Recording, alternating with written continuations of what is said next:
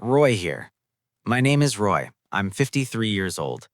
After raising him like my own, my stepson turned against me, and my wife defended him. After giving him a father's love, he attacked me, and my wife betrayed me too. If you've ever sacrificed everything for people who later treated you like you were disposable, like this, subscribe, and tell me in the comments where you're watching from. Because I promise you, if this hasn't happened to you yet, it's closer than you think. I didn't wake up one morning expecting my life to collapse. No warning, no countdown, just one conversation that split everything into before and after. And the worst part isn't what he did, it's that she stood there and let it happen. I met my wife when her son was 8 years old. 8. Skinny arms, big eyes, always hovering near her leg like he wasn't sure the world was safe yet. His real father had already disappeared by then. Not dead, just gone.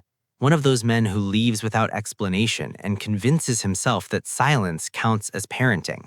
When I came into their lives, I didn't come in trying to replace anyone. I came in trying to help. I came in quietly. I remember the first night I stayed over. He watched me from the hallway while I fixed a leaky sink. Didn't say a word, just stood there. When I finished, I turned around and he was holding a towel out to me like an offering. No smile, no joke, just that towel. I took it and said thanks. That was the beginning. I didn't have to do what I did. Nobody forced me. I chose it. I chose to drive him to school when his mom worked early. I chose to sit through parent-teacher meetings where the teachers looked at me like I didn't quite belong. I chose to teach him how to ride a bike, even after he fell hard enough to bleed and told me he hated me for pushing him. I chose to show up. I paid for braces. I paid for sports gear. I paid for things nobody ever thanked me for because that's what fathers do. When he got suspended for mouthing off to a teacher, I was the one who sat him down and told him actions have consequences. His mother cried in the bedroom while I took the heat. He slammed doors. He cursed. Then, years later, he'd tell people I was hard on him, like discipline was abuse and sacrifice was control. I stayed anyway. I stayed when he hit 16 and decided I was the enemy. I stayed when he decided every rule was an insult. I stayed when he borrowed my tools and returned them broken. I stayed when he wrapped my car around a guardrail and I didn't yell. I just asked if he was alive. I stayed when his mother said he's just going through a phase, and I swallowed the resentment like I always did. I told people he was my son. I said it out loud. I meant it. I corrected people when they called him my stepson. I defended him when others said he was trouble.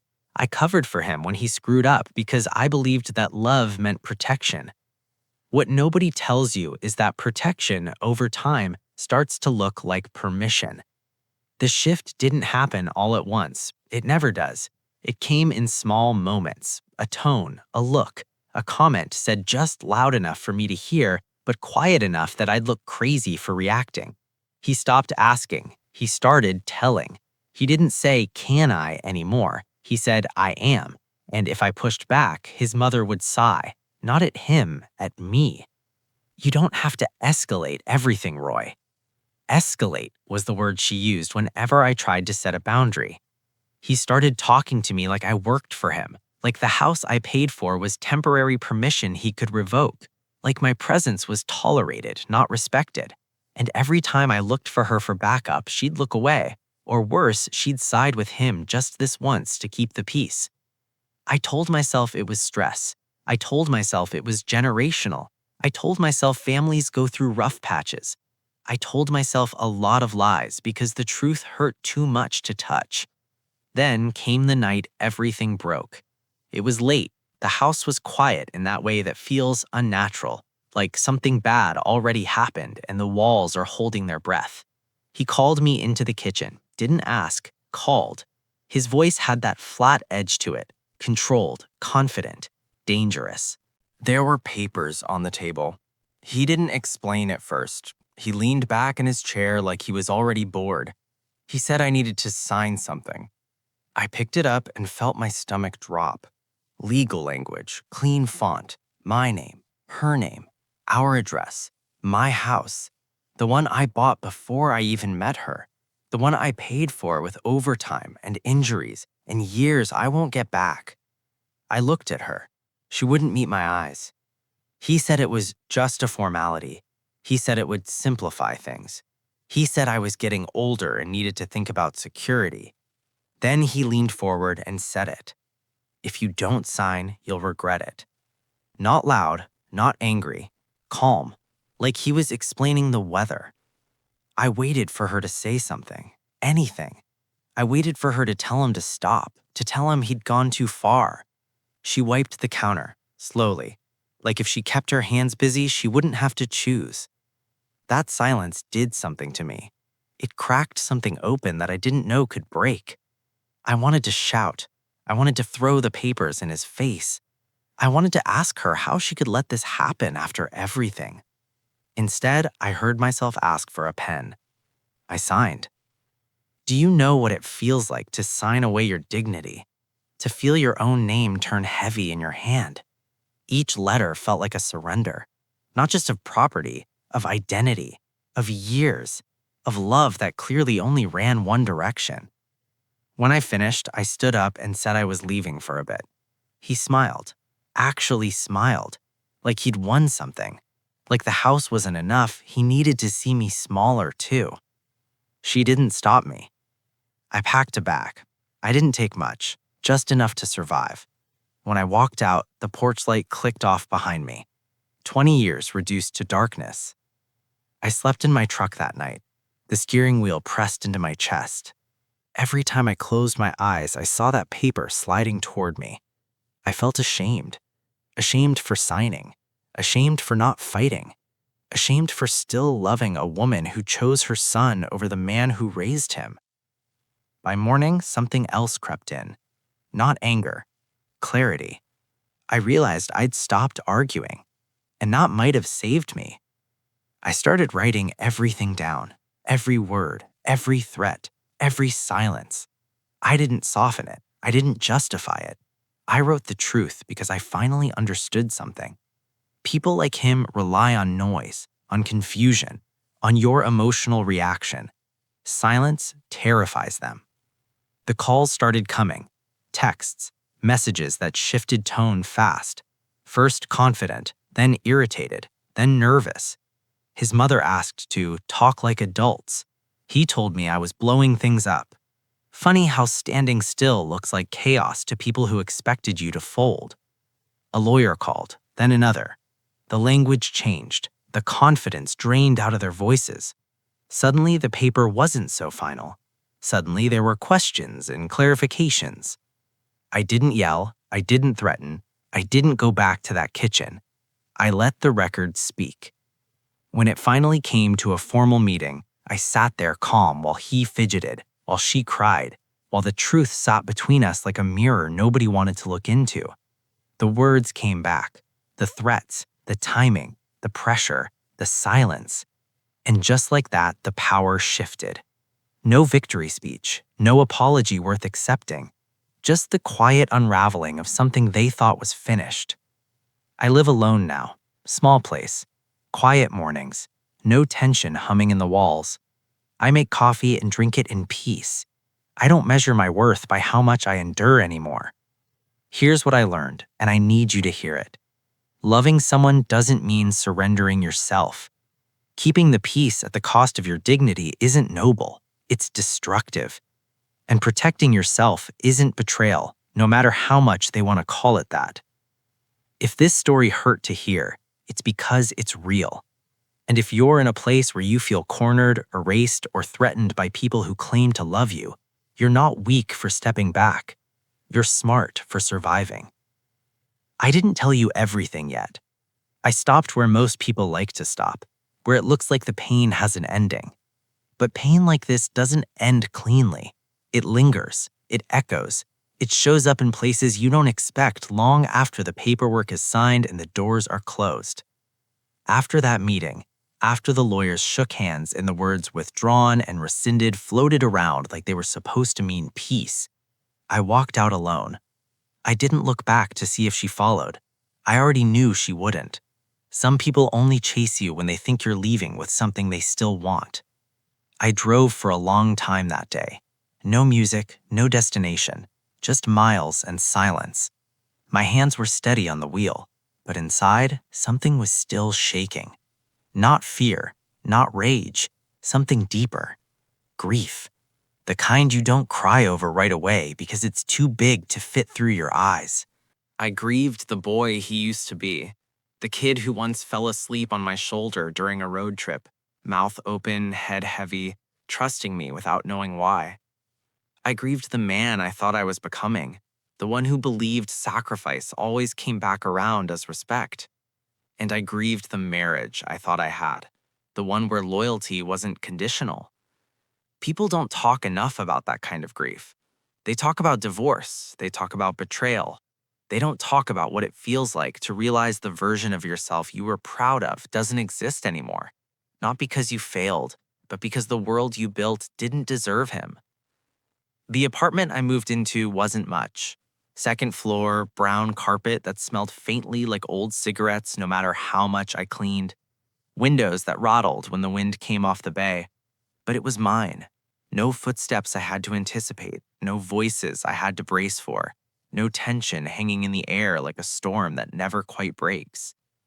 The first night there, I sat on the floor with my back against the wall because I didn't have furniture yet. I ate takeout straight from the container and stared at the ceiling. I expected to feel lonely. Instead, I felt quiet, and that scared me more than the chaos ever did.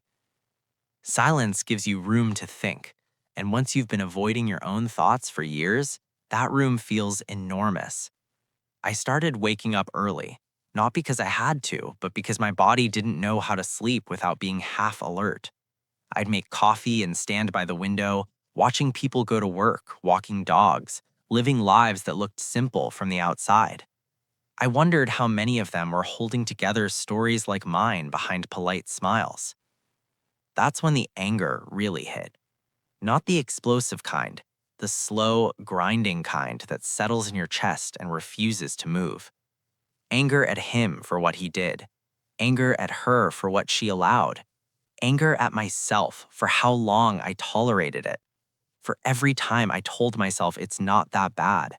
For every boundary I softened because I didn't want to be the bad guy. You want to know something ugly? Part of me still wanted her to call. Not to apologize, just to choose me. That's the part nobody admits.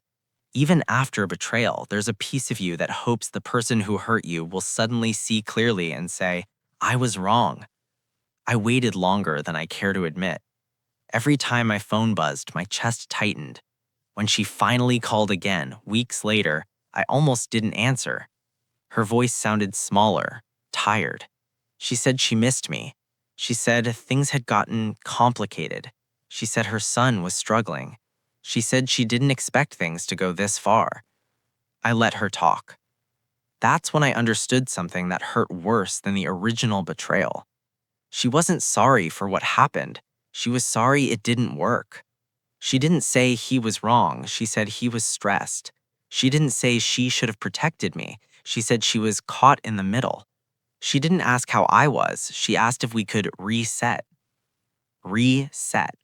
Like you can reset years of silence. Like you can reset the moment you looked at your wife for help and saw nothing looking back. I told her no.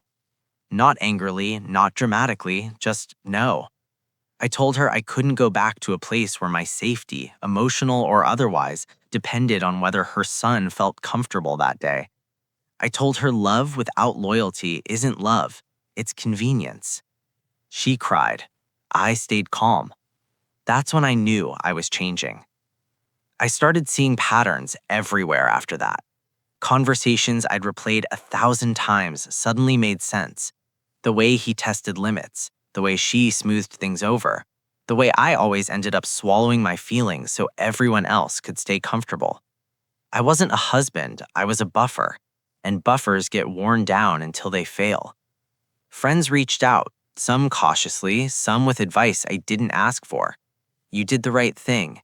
Family is complicated. At least you didn't lose everything. That last one stuck with me. I did lose something. I lost the illusion that love is always enough. I started going to the diner again. Same booth, same burnt coffee. There's comfort in places that don't expect anything from you. The waitress never asked questions. She just refilled my cup and called me hun like it was the most natural thing in the world. One morning, a man about my age sat across from me. We didn't know each other, didn't need to. He saw the look on my face and said, "Looks like you survived something." I laughed, short and sharp, said, "Yeah, barely." He nodded like he understood exactly what that meant. That's when I realized how many men walk around carrying quiet damage. Men who did the right thing for years and got punished for it.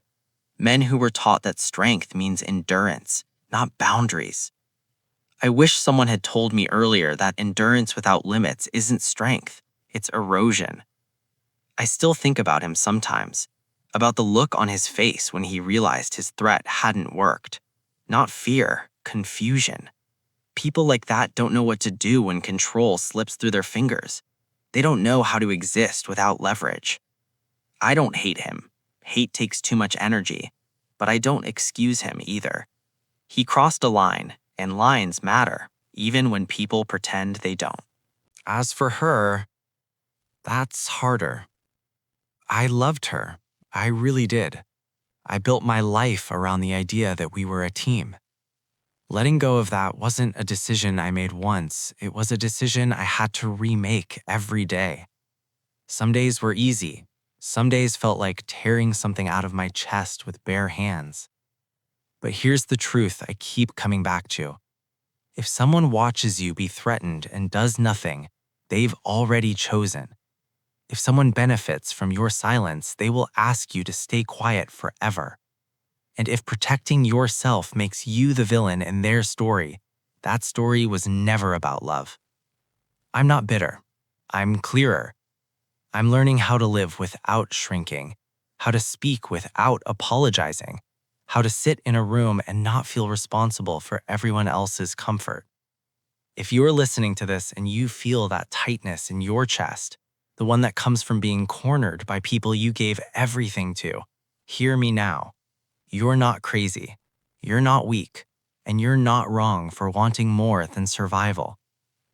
Sometimes the bravest thing a man can do isn't fight, it's walk away quietly and refuse to be erased. I didn't think walking away would change me this much. I thought it would just end the noise. I thought the hardest part would be being alone. I was wrong. The hardest part was unlearning who I'd trained myself to be for everyone else. For years, my reflex was to fix things, smooth things over, absorb the impact so nobody else had to. That doesn't just switch off because you move into a new apartment or sign a different piece of paper. It follows you. It shows up when you hesitate before speaking, when you rehearse explanations nobody asked for, when you feel guilty for resting.